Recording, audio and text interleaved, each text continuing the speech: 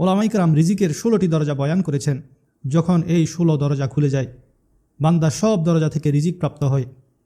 আর সে 16টি দরজা খোলার 16টি চাবি আছে, সেই চাবি দিয়ে আপনি সেসব দরজা খুলতে পারবেন। আজ আমি 2টি দরজা এবং এর চাবি নিয়ে আলোচনা করব ইনশাআল্লাহ।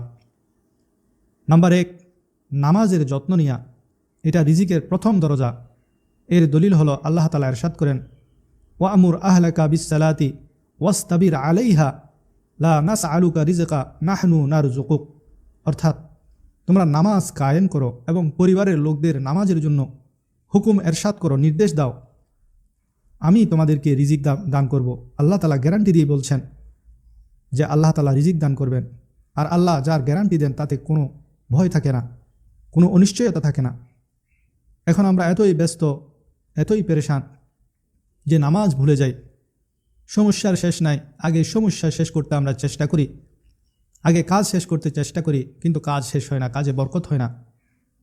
এবং আমরা চিন্তা করি কাজ শেষ করে তারপরে আমরা নামাজে যাব, সমস্যার সমাধান করে নামাজে যাব। কিন্তু আল্লাহ বলছেন আগে নামাজে এসে যাও, তাহলে সমস্যার সমাধান আল্লাহর পক্ষ থেকেই হয়ে যাবে। সেই জন্য নিজেও নামাজের যত্ন নিতে হবে, পরিবারের সকলকেও নামাজের নির্দেশ দিতে হবে। দ্বিতীয়ত যে বিষয়টি সেটি হলো বেশি বেশি ইস্তেগফার করা।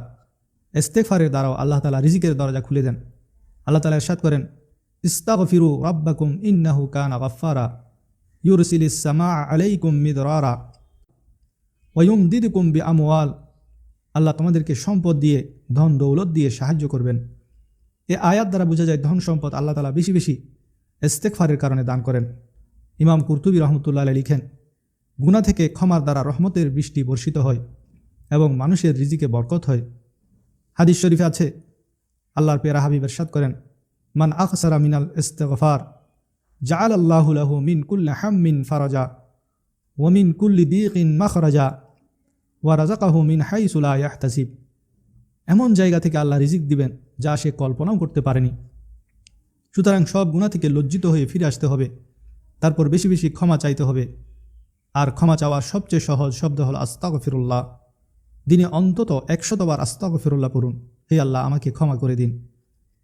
যে কোনো সময় পড়া যায়, সকালে, দুপুরে, সন্ধ্যায় অথবা নামাজের পরে, যে কোনো সময় আপনি উজু থাক না থাক আপনি অন্তত 100 বার পড়ুন, হে আল্লাহ আমাকে মাফ করে দিন, আস্তাগফিরুল্লাহ আস্তাগফিরুল্লাহ আস্তাগফিরুল্লাহ।